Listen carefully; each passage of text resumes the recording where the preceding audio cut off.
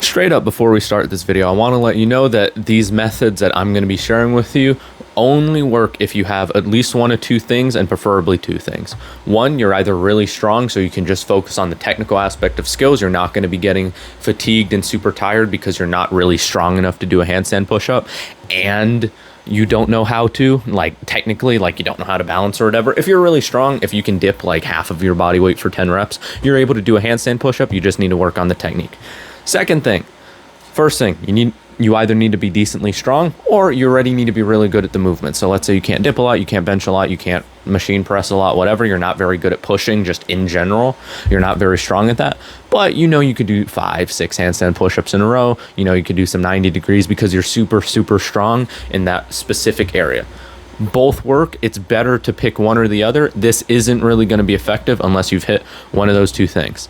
If you aren't at either of those levels, recommend going down, first link in the description, completely free. I have the creative mode protocol. There's a community, all that kind of stuff. It's coming out soon as of recording this, but by the time the channel blows up and all that type of stuff, it'll be out and you'll have access to literally zero to learning your first handstand push-ups and muscle ups. That is everything. Anyways, time to get into the video. So essentially, the method that you need to be doing and the method that I'm doing is basing your workouts around percentages. This is something that I've heard used more and more often by really, really good athletes, and I started using it and it's been very helpful.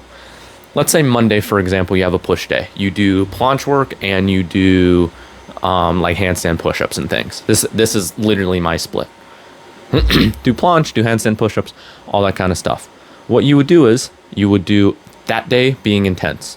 You would do hard planche holds, you would do intense handstand work, but you wouldn't necessarily. See, the thing is, when it comes to, I have to keep giving like a ton of nuance here because if beginners are watching this, this is going to be more difficult, and more advanced guys will kind of get what I mean. The thing is, when you're training skills, you're not really training close to failure usually. You're not like pushing super, super intense. When I say hard, I just mean a lot of sets. So I don't necessarily mean you do 4 sets until failure on handstand push-ups. I mean you do 10, 20 sets of really light, but you're working super hard on technique. That's more so what I mean by intense. I mean volume. I mean amount of sets that you're doing. You're still going to go relatively some intensity depending on your set range and all those types of things. Like for me, for skills, for handstand push-ups, for example, I'll do 8 to 12 sets. I start with 8. As I progress and get closer to 12, let's say I do 8 sets of 3 first workout, 12 sets of 3, 2 workouts, 3 workouts, 4 workouts, whatever from now.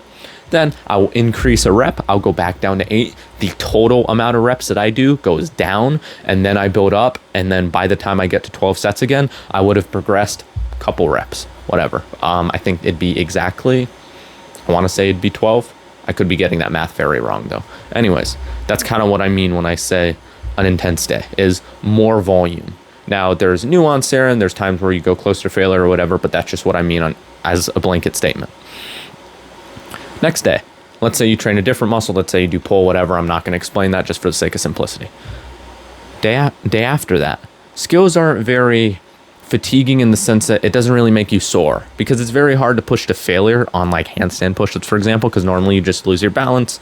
Normally it's not like that huge of a thing where you're going super intense. Like, who has a shoulder pump from handstand push-ups? Like, what weirdo is that good at balance? Maybe someone, but not most people. What you would do is that next day, because you're still going to be a little bit weird, you want to be extra careful on your joints and your tendons and all those types of things, because remember, I'm going to say it a ton on this channel, tendons take longer to adapt. So like your bicep tendons, the tendons and ligaments in your wrists, your joints or whatever, take longer to adapt. So you can still practice some movement, but especially if you're just starting out with one, and there's a ton of nuance here that I can get into forever, but essentially you want to have hard days and light days. This day, what I do is I cut my volume in half. So instead of doing 6 planche leans, I'll do 3. Instead of doing 4 planche progressions, I'll do 2. I'll purposefully go a little bit less intense, usually like 70% intensity, half of the volume, just to get used to the skill, whatever. I'll do, instead of 8 sets of 1 on 90-degree handstand push-ups, because I'm just learning the skill, so I'm only doing 1 right now, and I'm doing a ton of sets. Instead of doing 8 sets of 1, I would do 6 sets of 1 or 4 sets of 1, whatever. Cut the volume roughly 50 to 70%. I would try and make those attempts easier. So I would purposefully, if it's a super grindy rep, like I lose balance really bad, I'll purposefully try and position myself in a way to where I'm not grinding a ton. Like if it gets to the point to where I'm like this and I'm pushing really hard, I'll just let myself fall and then I'll kick back up and then make it an easy rep. Keeping it more simple. When I do regular handstand push-ups, instead of 10 sets of 3, I'll do 5 sets of 3, 4 sets of 3, whatever, cutting the volume roughly to half, keeping around the same amount of reps, but still lowering the intensity some. Next thing I would do, have another pull day, do the same thing for my pull day. And then what I would do is my next push day, I would get more intense. So that 50% workout, think of as like an active recovery day almost. You're practicing the skill, mostly skills that you're already good at. I'm not good at planche yet, but because I'm doing preparation workouts, it's not super intense for me. So 8 to 10 second holds, just progressively leaning a little bit further and further, getting a little bit more tension on the shoulder and on the bicep, whatever. That's not super intense, so I can train handstands after. And also I'm already really good at handstand push-ups. I can do like 70 reps in a workout. I switched to bars because I just wanted it to be more interesting, and also it's easier to learn 90 degrees on those. But super, super simple for me. After, so what our format is right now is we had 100% intensity day where we do as much volume as we can. We try and progress, all those types of things. 100% intensity day for pull, 80% or 50% intensity day for push, 50% intensity day for pull. You do a hard session, then you do a deload session. Next, what you do is do a little bit harder of a session. You're basing it off the day that you did your 100% workout. I do roughly 80%. So I'll do, instead of 10 sets, I'll do roughly 6, 7, whatever. I'll still go pretty much the same level of difficulty. Like instead of doing like easier 70% intensity leans on planche leans, I would do like 90. Still make it a little bit easier in the intensity, still lower the volume a little bit, but it still should be like a workout. At this point, you repeat it for pull. You have a rest day in between. This, you should be adapted to these skills after a couple of weeks of doing it. If you're not, just do more easy workouts and kind of ramp your intensity up. Then what you would do is, I personally have a rest day on my 7th day, but I am able to train every day, and sometimes I skip the rest day just because I don't need it, because the active recovery days are enough. Then what I do is I repeat the cycle. So after the 80% workout, I go up to the 100% workout. The 80% I like to think is like a potentiate or an activation workout. Getting used to being intense, getting used to grinding a little bit, getting used to the skill more, doing a little bit more volume, getting everything kind of like all the gears going, getting my body ready for what we're doing. But it's still not intense enough to where it's going to make me super, super tired, and it's not enough volume to where it makes me super, super tired. These sessions only last like an hour, maybe 45 minutes, like 90 minutes, something like that, depending on like how much volume I do and how long I rest and all those types of things. My main workouts can last like 2 hours. Because it's only skills, so you can do a ton of volume. It's not super tiring, and you just practice the skill. The stronger you get, the better you get at skills, the more you can train them, because your body weight really never changes. This is the system that I use, where you use intense workouts, you use easier workouts, you do harder workouts but still not there, and then you go back to intense. What else? Another important thing, putting specific exercises on back burner. Right now my muscle ups actually are getting better.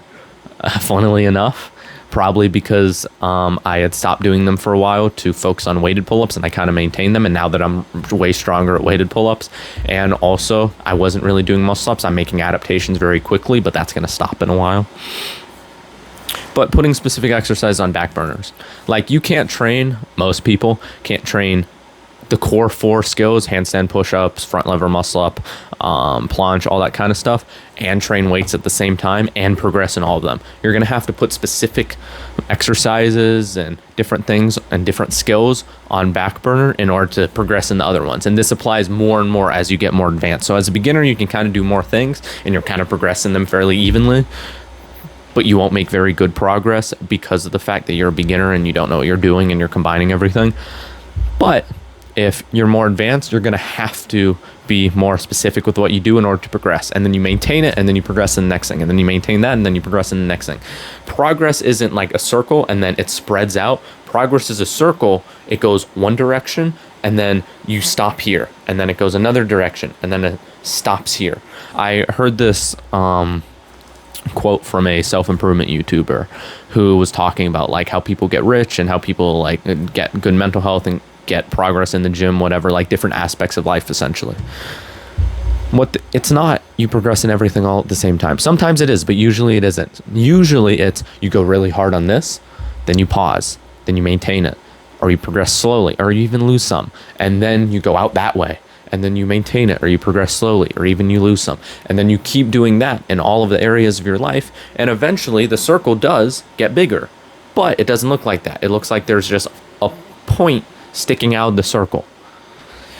You need to put specific things as priorities and specific things as non-priorities. And you need to be able to determine what you actually want to do for the next couple of months to years, essentially. You need to figure out what your actual goal is, because in order to make your best progress, you need to maintain some things, but also progress in other things long term. And you're going to make quick adaptations at first, because that's just how the human body works. And then it's going to get really slow. And then you're going to plateau, and then you're going to go down some, and then you're going to make really slow progress, and then you're going to plateau, and then you're going to go down some, and then it's going to keep doing this cycle. But after 2 years, you're going to be way stronger. I can hold a 1 second planche now.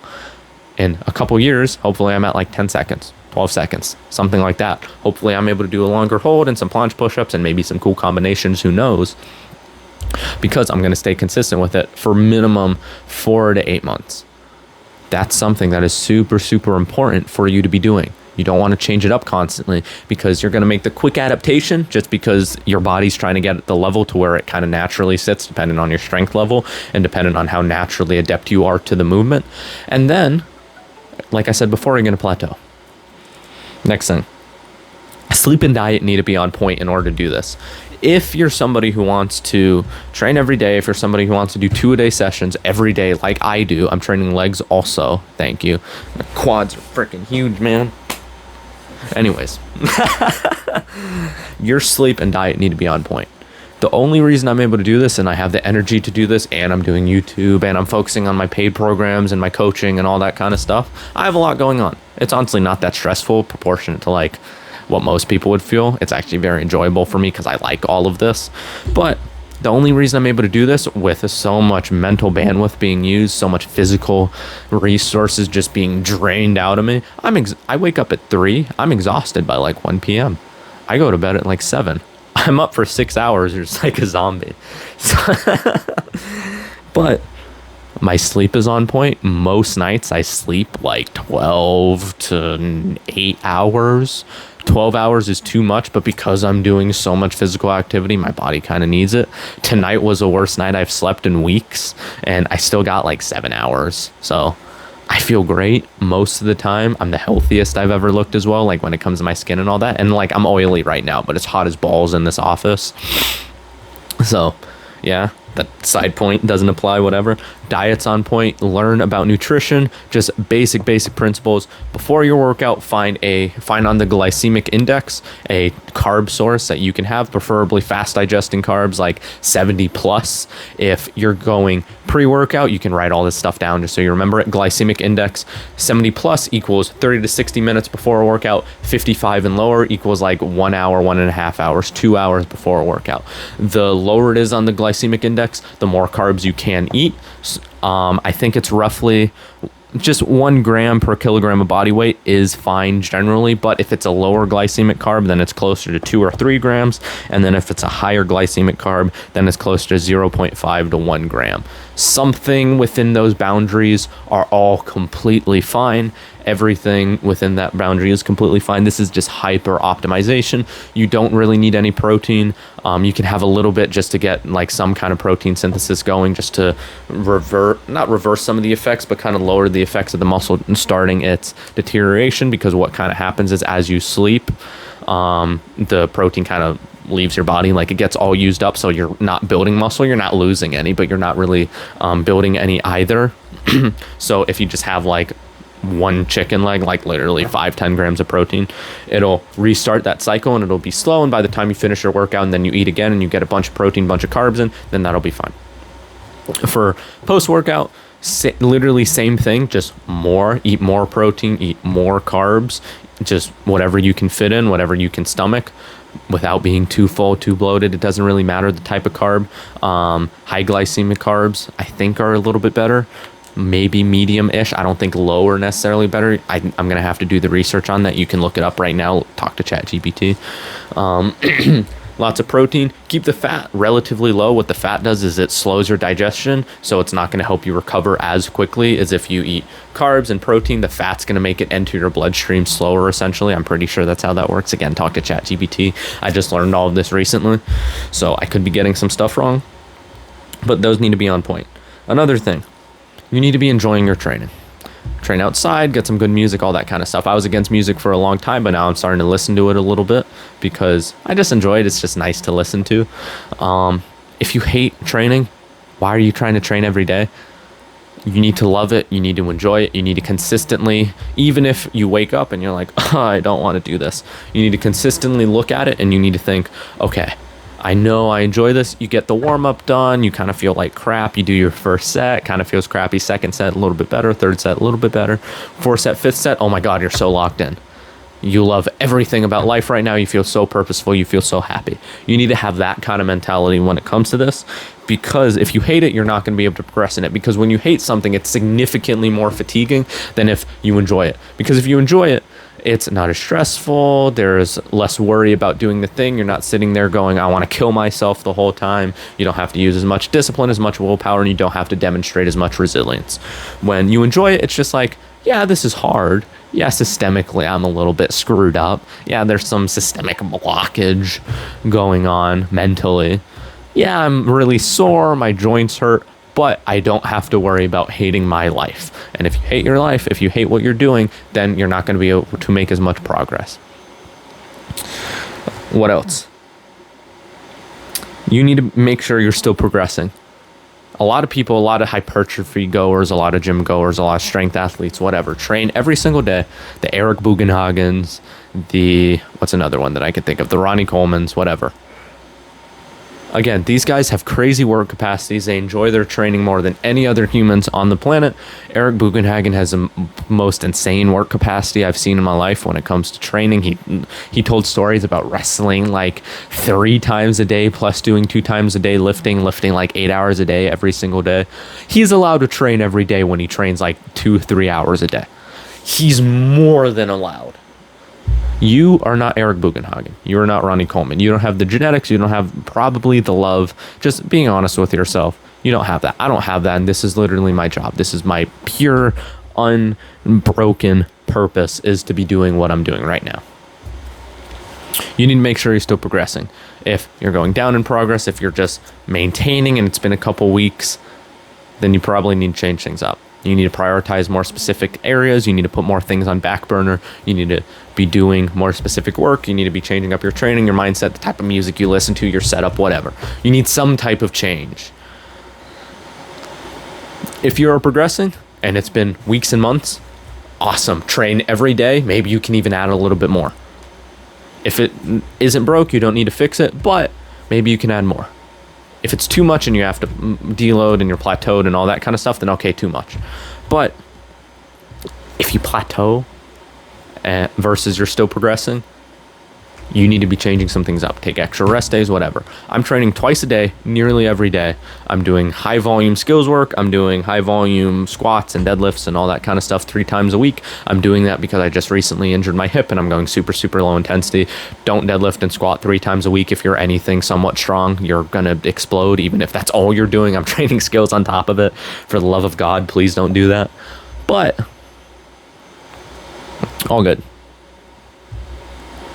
That has been everything. If you're interested in a free program teaching you how to essentially go from 0 all the way up to being so strong it looks like you're in creative mode because of how fast you fly over the bar, go to my creative mode protocol. That'll be roughly the first link in the description, I think, unless it's like 10 years later and I have a completely different business model or whatever. But for now, creative mode protocol, it's either Discord or school. The school is going to be much more improved than the Discord. So if you join the Discord, it'll be better, I promise. I have a calisthenics school / coaching group, whatever, where I release courses on how to train skills and bonus lectures where it's like this. I'll have a little presentation thing in the corner and I'll be teaching you like more advanced knowledge or whatever, how to train skills. I have bonus lectures and we do group calls right now once a week, maybe more, maybe less in the future.